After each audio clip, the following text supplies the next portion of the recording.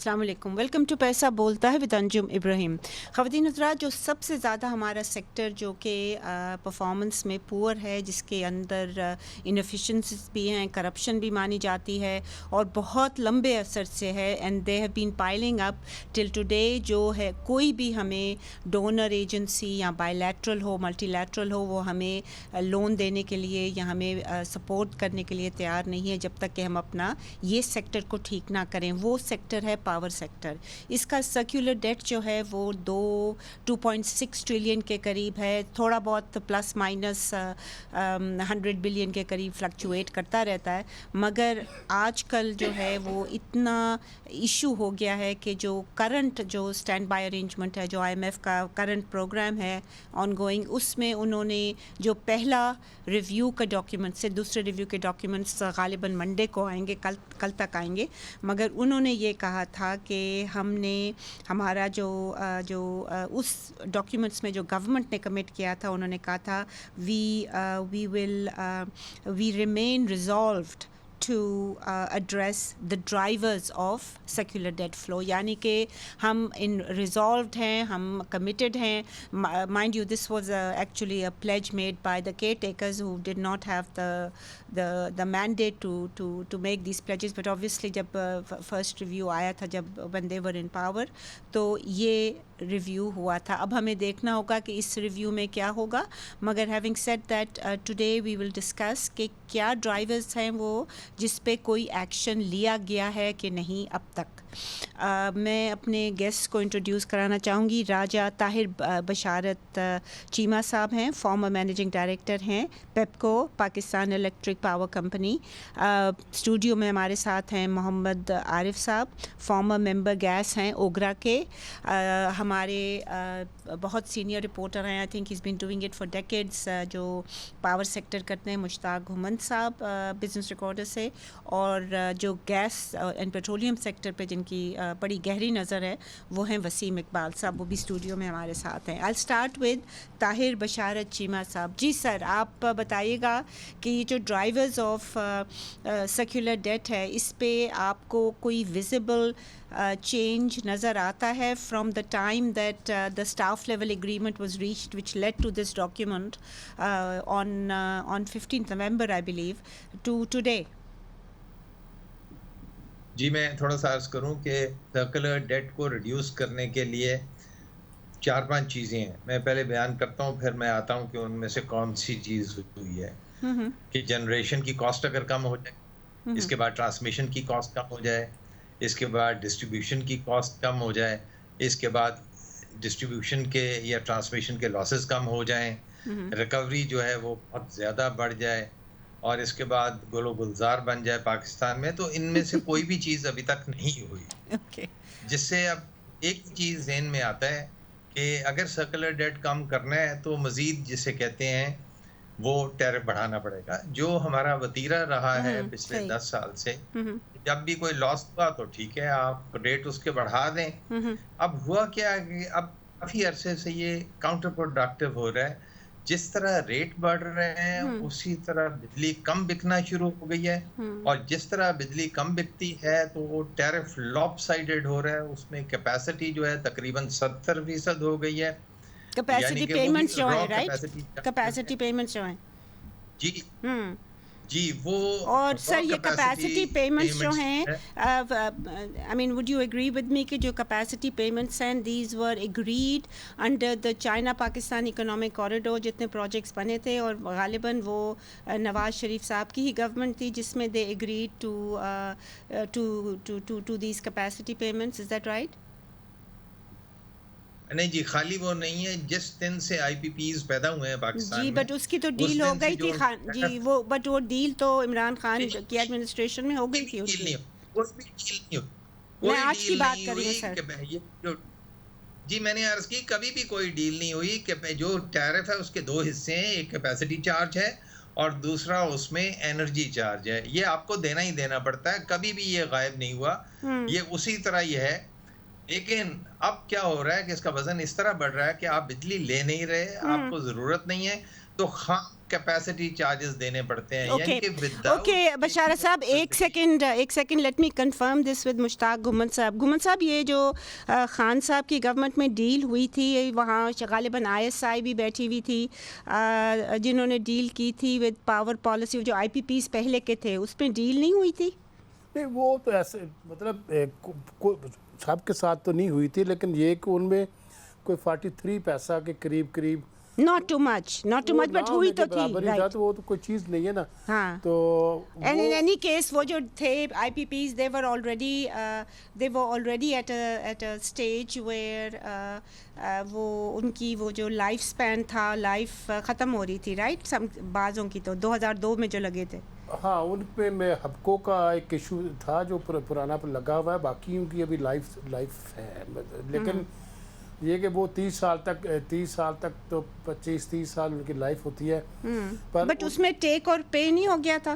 नहीं, टेक पे सब पे तो नहीं हुआ ना।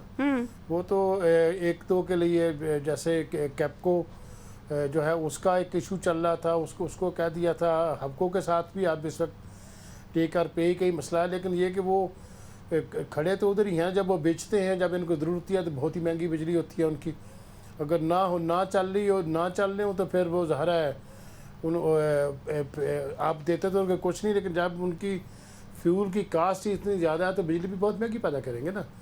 तो मैं बिजली की बात नहीं करी, मैं कैपेसिटी पेमेंट्स की कर रही हूँ। कैपेसिटी तो जो वो चार्जेस अभी तक रेलेवेंट हैं जी, उनकी जो है ना, हबको की इस वक्त एनर्जी कास्ट है और कैपको की भी एनर्जी कास्ट है, पर बाकी पावर प्लांट्स की दोनों ही हैं। दोनों हैं, ओके जी। बशारत चीमा साहब, I just wanted to clarify this for our viewers. जी सर।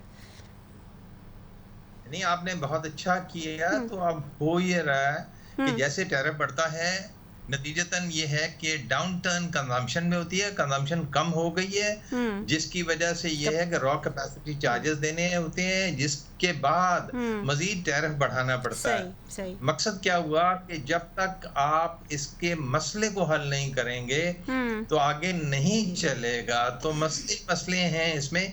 कोई भी चीज जो है सर्कुलर डेट को खत्म करने के लिए अभी तक सिवाय टैरिफ बढ़ाने के और हमारे सामने कोई भी चीज नहीं आई है। इसलिए सर्कुलर डेट जो है उसी रफ्तार से बढ़ रहा है, बल्कि जैसे डाउन टर्न होगा कंजम्पशन में ये मजीद बढ़ेगा। या लोगों की तो बाइंग पावर है, उससे जब बाहर हो जाएगी परचेज प्राइस, तो ये मजीद सर्कुलर डेट तकलीफ देगा। जी सही। मोहम्मद आरिफ साहब, आप अगर बता सकें अबाउट गैस का सर्कुलर डेट रिसेंटली बहुत ज़्यादा बढ़ गया। आई थिंक 2 ट्रिलियन रुपीस के करीब शायद हो गए, 3.2 ट्रिलियन। जी, बहुत शुक्रिया। सर्कुलर डेट चीमा साहब ने इसकी जो कंट्रीब्यूटिंग फैक्टर्स हैं ना, वो तो चीमा साहब ने बताया। ये एक विशियस साइकिल क्रिएट हो गया है इलेक्ट्रिसिटी के अंदर भी और गैस के अंदर भी। वो विशियस साइकिल क्या है कि आपने टैरिफ बढ़ाया इलेक्ट्रिसिटी का और गैस का भी टैरिफ बढ़ाया रिसेंटली का मतलब है कि ख़ासकर नवंबर 2023 को जो टैरिफ बढ़ा है वो इतना ज़्यादा टैरिफ बढ़ाया गया है कि आपने देखा होगा कि पिछले 4-6 हफ्ते से गैस की कंजम्पशन बहुत कम हो गई है। और अनफॉर्चुनेटली इतनी गैस की कंजम्पशन कम हो गई है because of the high tariff कि आपको अपने लोकल ऑयल और गैस फील्ड जो है उनकी प्रोडक्शन को रिड्यूस करना पड़ा है या बंद करना पड़ा है बेसिकली, क्योंकि आपकी जो इम्पोर्टेड LNG है वो आपने लेनी है। सिस्टम के अंदर गैस लाइन पैक हो रहे हैं और लेनी इस वास्ते है क्योंकि कॉन्ट्रैक्ट्स हैं, बाइंडिंग और वो कॉन्ट्रैक्ट्स जो हैं वो कौन से वाले हैं वसीम साहब? लॉन्ग टर्म जो है कतर के साथ हो गया, वो कतर के साथ जो है। और जी जो मेरा ख्याल में शाहिद खान अब्बासी उस वक्त पेट्रोलियम के। सो आपका ये जो टैरिफ बढ़ाने वाला है ये अनफॉर्चुनेटली अगर आपको सर्कुलर डेट पे मुझे आप थोड़ा सा टाइम दीजिएगा, मैं उस पर थोड़ा सा और डिफरेंट व्यू है मेरा। बट जो आउटस्टैंडिंग अमाउंट कही जाती है कि ये सर्कुलर डेट है, इसको कम करने के लिए जो एफर्ट किया जाता है वही जैसे चीमा साहब ने फरमाया कि जी टैरिफ बढ़ा दो। और टैरिफ बढ़ाना is not a solution at all, because tariff बढ़ के आपकी कैपेसिटी पेमेंट इलेक्ट्रिसिटी में भी बढ़ जाती है, एवरेज कास्ट वहाँ पर यूनिट की बढ़ जाती है। और यहाँ पर भी जब आप टैरिफ गैस के अंदर बढ़ाते हो तो आपकी कंजम्पशन जो है वो बहुत बहुत कम हो जाती है। अच्छा, ये हो रहा है, अभी हुआ है। अच्छा, दूसरी तरफ जो मैंने आपको ये ऑनगोइंग है, ऑनगोइंग है अभी। आज जो गैस का जो सेक्टर है वो इलेक्ट्रिसिटी से भी ज़्यादा वो जो है ना एक जिसको कहते हैं ना, एक वो ख़तरनाक सी एक सिचुएशन में आ गया है कि जी आपकी लोकल ऑयल एंड गैस की प्रोडक्शन जो है वो आपको चोक डाउन करनी पड़ रही है और फील्ड बंद हुए हुए हैं। इसका मतलब ये हुआ कि आपको फॉरेन एक्सचेंज जो बच सकती है लोकल प्रोडक्शन से, वो इन एनी केस आपको देनी है।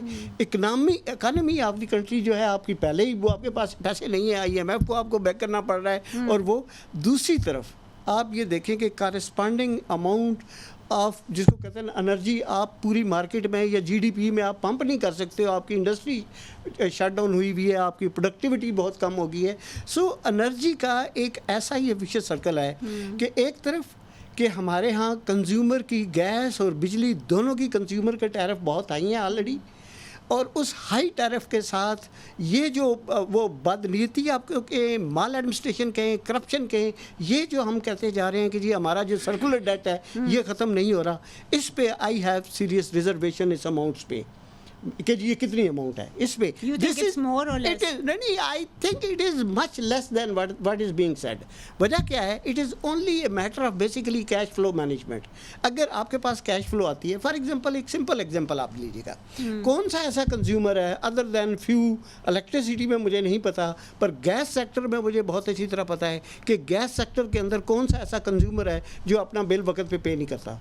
एवरीबडी पेज देयर बिल, और बिल के जो है देखें बिलिंग की इनएक्यूरेसीज के बावजूद बिल पे किया जाता है, और बिल जब पे हो रहे हैं और टैरिफ एक ऑलरेडी नोटिफाई है, फिर सर्कुलर डेट बढ़ता कैसे है? देखिए जब आपको कंज्यूमर से पेमेंट आ रही है, सर्कुलर बढ़ना नहीं चाहिए। वसीम साहब कैसे बढ़ता है जी? ये एक दो, अगर आप थोड़ी सी हिस्ट्री देखें 2018 से लेके अब तक तकरीबन 6 मरतबा जो है टैरिफ इंक्रीज हो चुका है उसके अंदर। पिछले साल तो जिस तरह इन्होंने मेंशन किया था नवंबर में हुआ था, नवंबर में 1000%, फिर जनवरी के अंदर। Okay, I think we'll take a short break, then we'll come back and then we'll start with you. Khawateen Hazrat, stay with us if you can.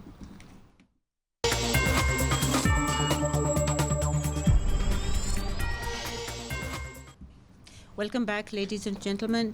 जी वसीम साहब, आपसे जो हमने ब्रेक से पहले मैंने सवाल पूछा था कि आरिफ साहब has indicated that the circular debt is a myth. Now in gas sector I don't think there are capacity payments, right? It's a differential between वो जो RLNG की डील की हुई है और जो इन्होंने कमिट किया है कि हम इतनी लेंगे पर whatever per annum per month whatever they not per month कितने शिप कार्गो जाएंगे, तो वो चीज़ जो है वो that is the one that we have to get that, and then domestic gas नहीं हो रही. So is circular debt a myth in the gas sector? अच्छा, इसके अंदर जो लास्ट जो मैसिव इंक्रीज किया था वो नवंबर में किया था, नवंबर 2023 के अंदर, according to Pakistan bureau of statistics 1100 समथिंग%। एग्जैक्टली। जब वो इंक्रीज़ किया था तो उस टाइम मुझे अच्छी तरह याद है मुसद्दक मलिक साहब ने कहा था ये हम इंक्रीज़ इसलिए कर रहे हैं कि ये सर्कुलर डेट जो है इससे रिटायर नहीं होगा, लेकिन ये मज़ीद जो है वो इंक्रीज़ नहीं होगा।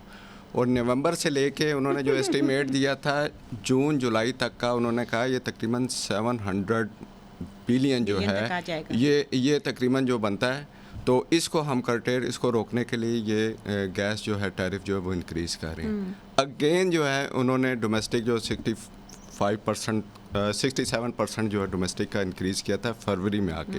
अगेन फिर वो यही जो ना लेके आ रहा है कमेंट के फरवरी में जो किया था इन्होंने, do you think that was because ये जो IMF के साथ जो फाइनल एग्रीमेंट होनी थी मार्च में, वहाँ से बड़ा प्रेशर था? उन्होंने कहा कि द सेकंड एंड फाइनल जी वहाँ से बड़ा प्रेशर था कि ओगरा के जो लॉ के मुताबिक 40 डेज़ का है कि आपने इसमें करना ही करना है जो भी जो वो। But do you think the circular debt is a myth? मतलब वो कह रहे हैं कि ओवरस्टेटेड है या क्या है? ओवरस्टेटेड भी है। मसला ये है कि ये ओगरा जो है पब्लिक हेयरिंग जो है वो करता है, जो भी वो उनकी एनुअल रेवेन्यू रिक्वायरमेंट होती है, उसके बेसिस और वो हाँ, उसकी बेसिस के ऊपर। तो ये तो ओगरा को देखना चाहिए इसके अंदर, उनको या तो ओगरा की कैपेसिटी नहीं है, और सबसे बड़ी बात ये कि 2 रिव्यू हो चुके हैं, उसके अंदर जो है मेंबर गैस ही कोई नहीं है ओगरा के पास, एक्सपर्ट ही नहीं है जो है ना ये डिटरमिन कर सके। आप ये उन्होंने ये नहीं आपको कहा था आरिफ साहब कि जब तक दूसरा बंदा नहीं आता आप काम करो?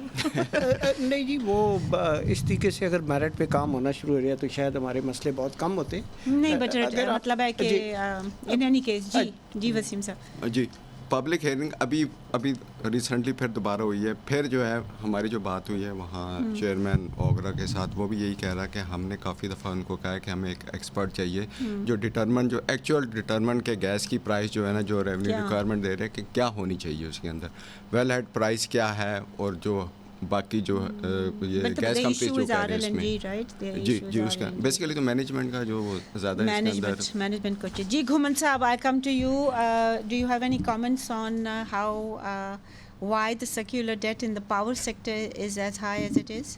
कैपेसिटी पेमेंट्स का तो जिक्र किया था बशारत साहब ने, एनी अदर इश्यूज़? देखिए, जो सर्कुलर डेटा उसके और भी काफ़ी सारी रीजंस हैं। एक तो ये कि जो इनको कहा गया था कि आप लॉसेस कम करें, लॉसेस कम नहीं कर सके, रिकवरी लॉसेस 3-4 है ना, एक ट्रांसमिशन जो कह रहे थे बशार साहब, एक ट्रांसमिशन लॉसेस हैं, डिस्ट्रीब्यूशन लॉसेस हैं, देन देयर इज थेफ्ट, ये सारों का आप इंक्लूड कर, टेक्निकल एंड कमर्शियल लॉसेस। तो वो जो है, और how would you define technical? जी, टेक्निकल जो डिस्ट्रीब्यूशन के दरमियान जो इनको करते हैं वो है, और दूसरा जो इन्होंने आगे जो है वो कंज्यूमर्स को बेचनी होती है, उसके दरमियान जो लॉसेस होते हैं उसको कमर्शियल लॉसेस कहते हैं। तो वो जो है वो भी ये कम नहीं कर सके, रिकवरी बेहतर नहीं कर सके।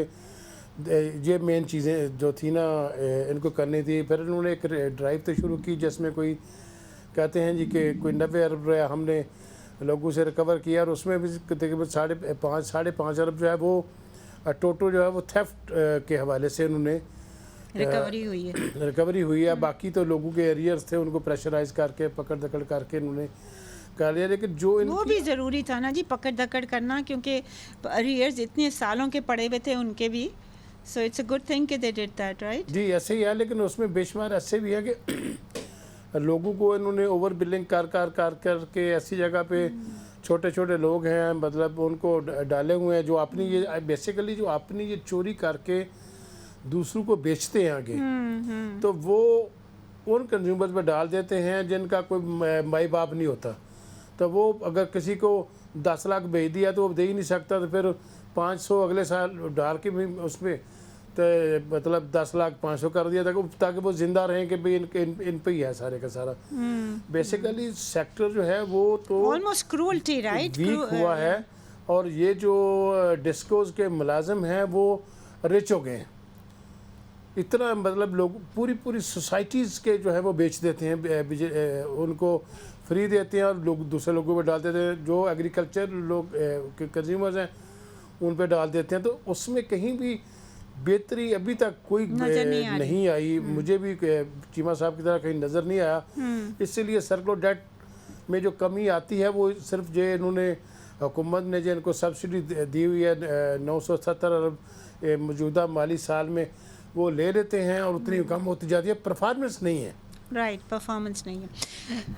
चीमा साहब, आपसे ये सवाल है कि हमारी एक पॉलिसी है कि टैरिफ इक्वलाइजेशन जो है उस that cost I think us about 400-500 billion to the tax payers, के वो टैरिफ इक्वलाइजेशन होना चाहिए जिसकी मद में हमारी जो बजट है उसमें सब्सिडी दी जाती है बहुत मैसिव किस्म की, and that seems to be continuing. Would you support that, and if not आप क्या कोई अल्टरनेट सिस्टम लाना चाहेंगे? ऐसे है जी कि जिस वक्त वापडा था और एक गवर्नमेंटल ऑर्गेनाइजेशन थी जी जो सोशो इकोनॉमिक ऑब्लिगेशंस जो गवर्नमेंट की हैं उसे भी वही डिस्चार्ज करती थी, तो उस वक्त समझ आती थी कि आपका यूनिफॉर्म टैरिफ हो पूरे मुल्क में। जब आप रेगुलेटेड सेक्टर में आ जाते हैं और 10 कंपनियां बन गईं 10 मुख्तलिफ इलाकों में, जिनमें से 5 पंजाब में ऑपरेट करती हैं और बाकी दूसरे सूबों में हैं, तो उसमें जो इक्वल यानी कि यूनिफॉर्म टैरिफ जो है मुल्क में उसकी जस्टिफिकेशन नहीं रहती। ये ज़हन में रखिएगा कि ये रेगुलेटेड सेक्टर है, ये चेंज हो गया है। इसी तरह एक और भी चीज़ है, क्रॉस टैरिफ सब्सिडीज जो हैं वो भी नहीं बनती। हर जो कस्टमर है उसे कॉस्ट ऑफ सर्विस के मुताबिक उसका टैरिफ बनता है और वो किसी और कस्टमर को सपोर्ट नहीं करेगा।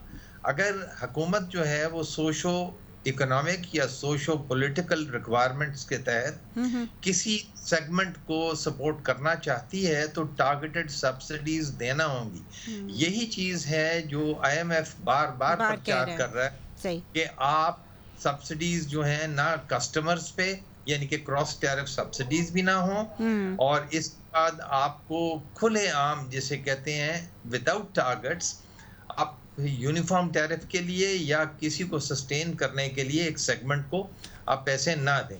तो ये चीजें समझ नहीं आ रही। वजह ये है कि जो डिफरेंस है बिटवीन गवर्नमेंटल ऑर्गेनाइजेशन या ऑब्लिगेशंस जो हुकूमत पाकिस्तान की हैं और जो सेक्टर है उसकी जो ऑब्लिगेशंस हैं वो लोग समझ नहीं पा रहे, जिसकी वजह से अब ये हो रहा है कि 400 अरब से ज्यादा जो है यूनिफॉर्म टैरिफ को मेंटेन करने के लिए हुकूमत पाकिस्तान दे रही है।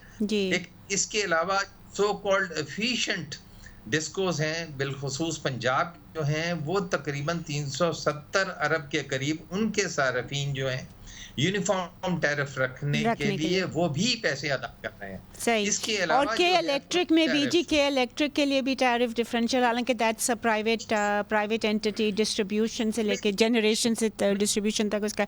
आई have to take a short break here Cheema साहब, वील बी राइट बैक। ख़वातीन हज़रात, please stay with us if you can.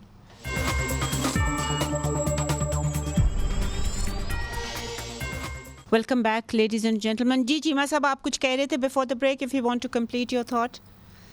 जी मैं चाहूँगा, मैं थोड़ा सा अर्ज करूँ कि जो इस वक्त आधा तीतर और आधा बटेर है इसे दुरुस्त करना होगा। इसका आर्किटेक्चर जो पावर सेक्टर का है ये भी जिसे सही सिमत में इसे डालना होगा। और ये वही बात है जो मैं बार बार आपसे या सारफीन से जिक्र करता रहा हूँ, सामीन से, कि प्रोफेशनलिज्म की जरूरत है। उसमें जो जनरलिस्ट है वो इसे समझ ही नहीं सकता। उसके ज़हन में एक ही तरीका है कि आप टैरिफ बढ़ा दें और फिर चलेगा। आप अंदाजा लगाइए कि ये हम भूल गए हैं कि अगर मुल्क में इन्फ्लेशन है तो ये कैसे हो सकता है कि यहाँ टैरिफ कम हो जाए। आपका रुपी डॉलर जो पैरिटी है उसमें कोई चेंज नहीं है या बल्कि वो खराब हो रही है, तो ये कैसे हो सकता है कि टैरिफ कम हो जाए, वगैरह वगैरह। तो ये सारी चीजों को सामने रख के चीजें दुरुस्त करना होंगी। और ये politically बड़ी जी politically challenging decisions हैं, which is why they are kind of delaying it. Let me come to Mohammad Arif साहब जी, with respect to the gas sector. मेरा ये ख्याल है चीमा साहब ने जी सॉरी जी चीमा साहब सॉरी जी कि मैं सिर्फ ये कहना चाह रहा था कि ये पॉलिटिकल नाइविटी है, ये मुश्किल नहीं है। चीजों को जब दुरुस्त करेंगे तो सबका फायदा होगा, क्योंकि इसे समझा नहीं जा रहा और पॉलिटिकल इकोनॉमी को रीप करना छोड़ा नहीं जा रहा। इस वजह से चीज जी मोर और लेस जो चीमा साहब ने फरमाया वही गैस सेक्टर पे भी अप्लाई होता है। देखिए इसमें ये जो But you don't have equal tariff, do you? जी नहीं we do. अब equal हो गया? It is across. Because वो indigenous gas जो है। देखिए चीमा साहब ने एक बड़ी खूबसूरत चीज नहीं सर, एक सेकंड let's clarify this. दोनों जो गैस कंपनीज हैं indigenous, सोई southern और सोई northern, उनका तो रेट एक जैसा नहीं है मेरा ख्याल में। कंज्यूमर का रेट एक ही है। देखिए इनपुट कास्ट डिफरेंट है सबकी। उनकी इनपुट कास्ट में मतलब कास्ट ऑफ गैस भी डिफरेंट है, उनकी SSGC की और SNGPL की एडमिनिस्ट्रेटिव कास्ट भी डिफरेंट है, लेकिन एंड कंज्यूमर टैरिफ एक ही है। Is that right with the RLNG? Because RLNG भी आ रहा है तो उसकी वजह से उन्होंने RLNG की जो इंपोर्ट हो रही है that is जी RLNG एक डिफरेंट, मैं आपको थोड़ा सा टाइम है तो गुजारिश करता हूँ कि I'm running short of time। RLNG जो है वो एक रिंग फेंस्ड अलहदा से प्राइस होगी, ठीक है। जो ये डोमेस्टिकली प्रोड्यूस्ड गैस है वो अलग से प्राइस हो रही थी, लेकिन अभी वो ये किया है कि आधा तीतर आधा बटेर, जिसको कहते हैं वैकाग भी weighted average cost of gas भी ट्रू सेंस में नहीं की गई, लेकिन पिक एंड चूज़ किया गया है। एक फुल लिबर्टी दे दी गई है गैस कंपनीज को कि आप अपनी मर्जी से जिस सेगमेंट ऑफ द कंज्यूमर को जो भी आप अपने मिक्स देना, ब्लेंड देना चाह रहे हो इंपोर्टेड और लोकल गैस का, वो आप कर लो।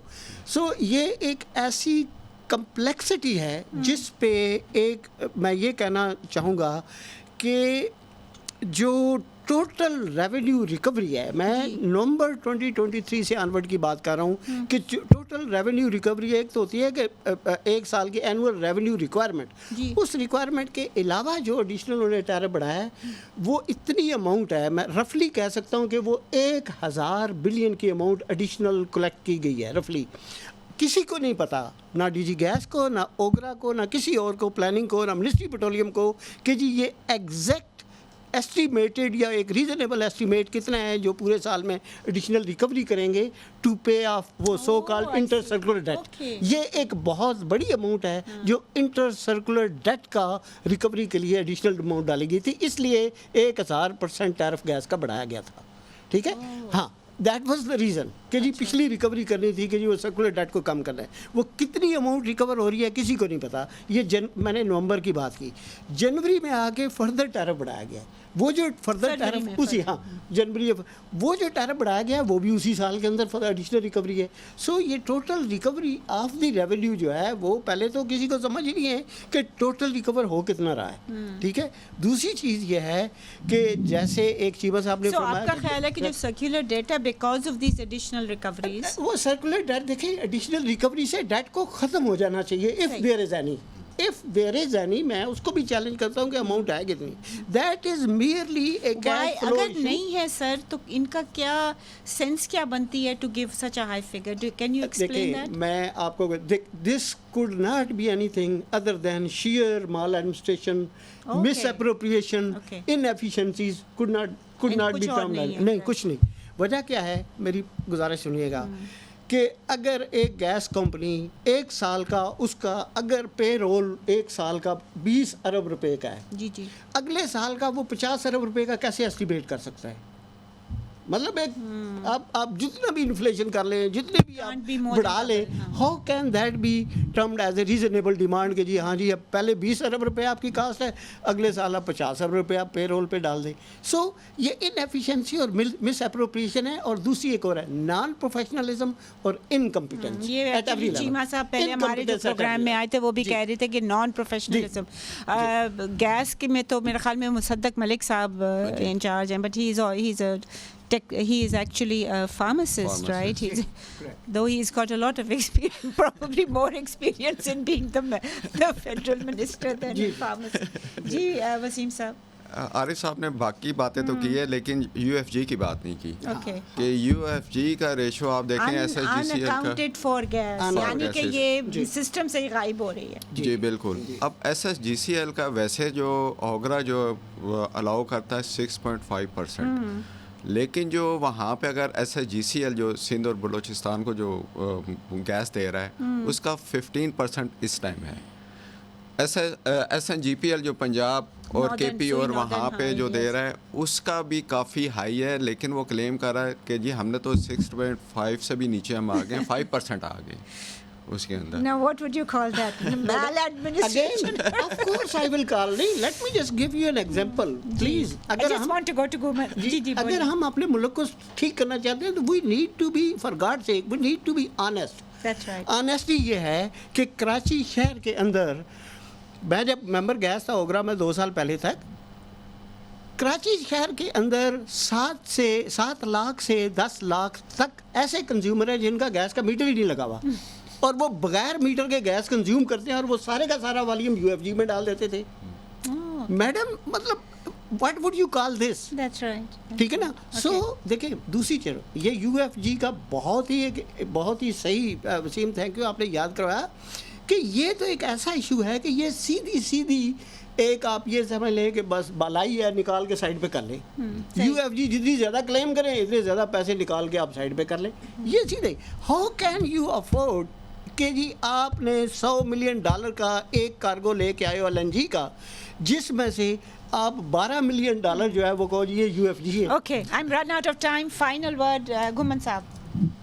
देखिए, ये जो आरिफ साहब कह रहे हैं, ऐसे ही पावर सेक्टर के अंदर भी ऐसा ही है कि चोरी करने वाले जो हैं वो चोरी और करवा देते हैं डाल में। मगर ये तो बहुत ब्लेटेंट, ये जो सीना जोरी जिसे कहते हैं, तो बेशुमार सिंध के अंदर चले जाएं, KPK बलूचिस्तान में चले जाएं, इवन कराची के अंदर बिजली के मीटर नहीं लगे हुए और लोग दड़ कुंडे लगाए हुए और वो जिनके लगे वो बिजली नहीं देते। तो पूरे पाकिस्तान में ये इसको सिस्टम को ठीक करने की ज़रूरत है, अदरवाइज़ तो मेरा ख्याल में दिन ब दिन ये नीचे ही जाएगा। मुझे लगता नहीं कोई ऐसी, जब तक कोई जो बहुत मैसिव किस्म की रिफॉर्म्स नहीं होंगी, जब तक नहीं होंगी। And as I thank all four of you for being on this show. ख़वातीन हज़रात, आपने सुना कि कितनी ज़्यादा I think at best you can say that it is inefficiency, incompetence, non professional लोगों को आपने लगाया हुआ है। जनरलिस्ट, जैसे कि चीमा साहब हमेशा कहते हैं हमारे प्रोग्राम में, जनरलिस्ट की ज़रूरत नहीं है, you need specialist for these sector experts. वो नहीं है। I mean this is at best, and at worst obviously there is corruption, there is collusion, there is all kinds of mismanagement. और जैसे कि हमने बताया कि जो कैपेसिटी पेमेंट्स हैं, जो जिस तरह ये सर्कुलर डेट को जो ड्राइवर्स हैं, वो the only way they are dealing with it, again as said by all four panelist, is वो टैरिफ बढ़ा देते हैं और अब वो अनअफोर्डेबल हो गया, इससे कि हमारी जो कंजम्पशन है गैस की भी कम हो रही है, इलेक्ट्रिसिटी की भी कम हो रही है। उसका अफेक्ट जो पावर सेक्टर में है वो ये है कि कैपेसिटी पेमेंट्स बढ़ रही हैं, वो तो वहीं की वहीं हैं, तो वो हमें देनी पड़ती हैं। गैस सेक्टर में अगर आप देखें तो उसमें फिर ये हो जाता है कि आप डोमेस्टिक गैस को कम करते हैं और RLNG जो आपने कॉन्ट्रैक्ट्स किए हुए हैं कतर के साथ, वो आप कम नहीं कर सकते, बिकॉज वो you are bound to do that, it's contractual obligation है। तो ये चीज़ें जो हैं इसमें बहुत सीरियस देखना पड़ेगा। शहबाज शरीफ साहब जो हैं, he is trying to do good work. जो हमारे जो नए पावर के मिनिस्टर हैं वो फोकस कर रहे हैं on what he terms economic terrorism. He says कि ये जो थेफ्ट है ये टेररिज्म है, बट यू नो एज घुमन साहब सेड सिर्फ 5 बिलियन थेफ्ट में हुआ है, बाकी तो आपने अरियर्स निकाले हैं लोगों को धमका के। सिमिलरली जो हमारे मुसद्दक मलिक साहब हैं, I think he is a very bright man, he is a good, I don't know whether he's a good pharmacist or not, but उनको आपने he needs to revisit a lot of the things that are happening and that have been agreed in the past. जो policies चलती चली आ रही हैं उनको कोई touch नहीं कर रहा है. There is a need for getting sector experts on board, और ये चीज़ जो है ये अभी तक इस गवर्नमेंट में हमें नज़र नहीं आ रही है. We can only hope कि given time that these things will be taken care of. इजाज़त दीजिए इसी के साथ, खुदा हाफिज़.